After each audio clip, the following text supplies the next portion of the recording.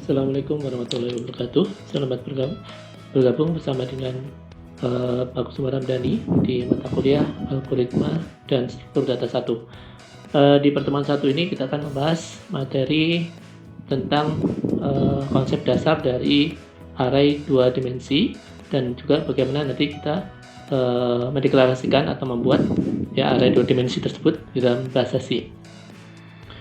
Dan juga setelah kita mendeklarasikan, maka kita mengisi array dan 2 dimensi tersebut dan juga mencetak isi yang ada di dalam array 2 dimensi tersebut. Untuk daftar belakangnya, ini beberapa sumber referensi yang bisa dibaca. Baik, apa itu array 2 dimensi? Gitu ya. Jadi array 2 dimensi menggambarkan sebuah matrik atau sebuah matrik ya. Jadi matrik itu berisi baris dan kolom yang merupakan perluasan dari array 1 dimensi. Jadi kalau 1 dimensi itu biasanya berisi baris saja, sedangkan untuk yang array 2 dimensi itu biasa berisi baris dan kolom dengan jumlah yang mungkin berbeda dan juga tipe antar elemen kolomnya mungkin juga tidak sama. Baik. Nah, ini ada contohnya. Kita mendeklarasikan array A ya. Array A ini ada tiga array yang masing-masing berisi elemen sebanyak 5. Jadi A1 berisi 5, A2 berisi 5 elemen, A3 juga berisi 5. Nah, masing-masing array 1 dimensi ini terpisah ya. Jadi berbeda antara satu dan yang lainnya, tetapi memiliki elemen yang sama ya, elemen yang sama, yaitu dimulai dari 0 sampai dengan 4. Nah, ketika digabungkan ya atau menjadi satu, menjadi array 2 dimensi, maka ya kita tinggal merge atau kita satukan ya. Jadi urutannya untuk barisnya sebanyak 3, sedangkan untuk kolomnya itu sebanyak 5, dimulai dari 0. Ya, selalu nomor urut atau pengindeksan dari sebuah array itu dimulai dari 0. Nah, maka untuk contoh array ini ya, barisnya ke bawah itu ada 3 baris, sedangkan ke kanan gitu ya, ke kanan itu kolomnya itu ada 5. Maka cara menuliskan array tersebut adalah 3 baris 5 kolom, atau jumlah elemennya adalah 3 kali 5, yaitu 15 elemen yang terdiri dari baris atau row dan kolom. Maka itu disebut dengan matrik ya, array 2 dimensi. Jadi istilah lain dari array 2 dimensi adalah matrik. Nah, ini adalah contoh mendeklarasikan atau membuat array 2 dimensi. Nah, sintak penulisannya adalah tipe datanya. Ya, tipe datanya dulu apa, kemudian nama arraynya, kemudian batas barisnya, kemudian batas kolomnya. Jadi kalau kita mau membuat array 2 dimensi, maka tinggal mengikuti rumusan ini, yaitu tipenya apa, bisa integer gitu ya, bisa desimal, bisa mungkin float dan juga yang lainnya ya. Kemudian nama variabelnya apa, batas baris dan batas kolom atau jumlah barisnya dan jumlah kolomnya. Misalnya seperti ini. Jadi ketika dibuat di dalam bahasa C, maka kita tambahkan ya untuk headernya, yaitu standar IO, input output sebagai headernya, kemudian main, void main, kemudian in A itu adalah nama variabel arraynya, kemudian 3 itu jumlah baris dan 5 adalah jumlah untuk kolomnya. Nah, misalnya seperti ini, jadi kita menyiapkan tadi array 2 dimensi dengan komponen yaitu 3 baris dan 5 kolom, maka setiap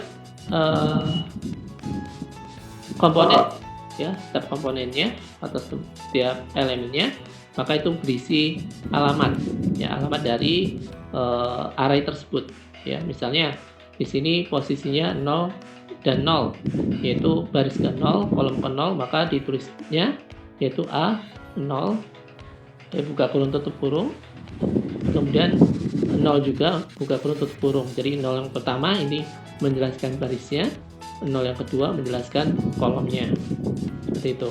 Dan demikian juga untuk yang lainnya, maka tinggal diikuti aja pada posisi keberapa sebuah elemen array itu disebutkan. Nah, seperti ini adalah posisinya, barisnya dulu disebutkan, yaitu baris pertama, kolomnya kedua, maka ditulis A1, 2 ya. Kemudian yang terakhir misalnya barisnya 2, kolomnya 4, dari A2, 4. Nah, itu cara menyebutkan array ya, alamat array atau elemen dari array. Nah,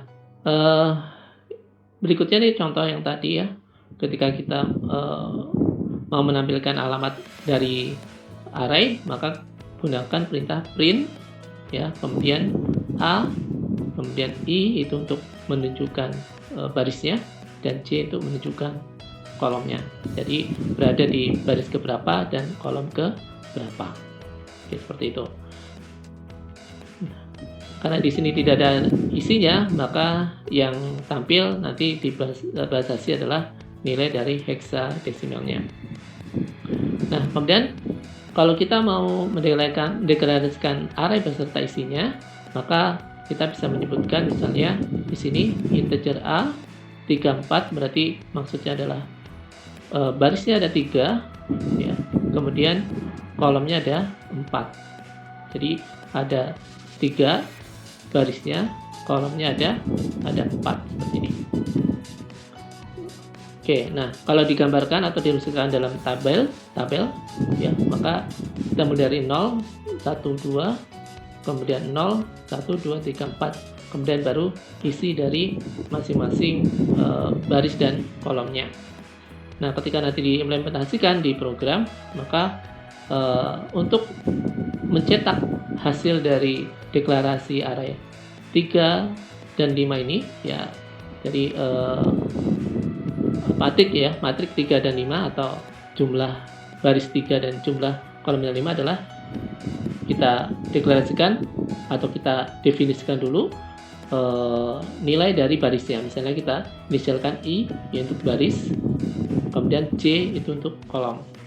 Nah, kita batasi dulu untuk barisnya, ya kita cek dulu barisnya, yaitu tadi 3, maka di sini pembatasan I-nya adalah lebih kecil atau sama dengan 2 karena dimulai dari 0. Kemudian nanti nilai I-nya bertambah, baru kemudian kita tentukan untuk nilai J-nya. J-nya mulai dari 0, maka di sini batasnya adalah lebih kecil atau sama dengan 4. Nah, baru kita print atau cetak isi dari masing-masing array 2 dimensi tersebut ya, dengan nilai A yang ke I dan ke J ya. Kemudian baru nanti akan ditampilkan hasilnya seperti ini ya, sesuai dengan isi dari array tersebut. Nah, berikutnya kalau kita mau menambahkan nilai karakter ya, tinggal ikutin sama polanya seperti tadi ya, tinggal kita isikan aja, atau kita deklarasikan, atau kita buat array dengan matrik baris dan kolomnya adalah 3 dan 5, kemudian isinya adalah A, B, C, D sampai dengan O. Nanti ketika dicetak, maka yang tampil adalah nilai dari array tersebut, yaitu berupa nilai karakter. Nah, kemudian cara mengisi array-nya itu bisa jadi 2, yaitu bisa menggunakan row major order atau baris per baris, atau menggunakan kolom major order ya, jadi bisa kolom per kolom. Nah, ini contohnya Untuk yang row major order atau baris per baris, maka yang dimulai awalnya adalah dari barisnya. Ya, kita lihat barisnya dulu, baru kemudian dilanjutkan dengan menentukan kolomnya, ya, nilai kolomnya. Kemudian untuk yang ini tadi contoh yang pertama tadi ya, di contoh sebelumnya adalah menggunakan row major order, ya seperti ini, yaitu yang kita deklarasikan duluan atau kita fokuskan duluan adalah nilai barisnya, yaitu I, baru kemudian kolomnya. Sedangkan untuk yang kolom major order atau kolom per kolom, ya maka kita fokuskan, yang kita tentukan lebih dulu adalah nilai kolomnya. Ya, setelah nilai kolomnya dapat, baru kita tentukan untuk nilai barisnya, yaitu nilai I-nya berapa, sesuai dengan batasan dari masing-masing baris dan kolomnya, seperti itu.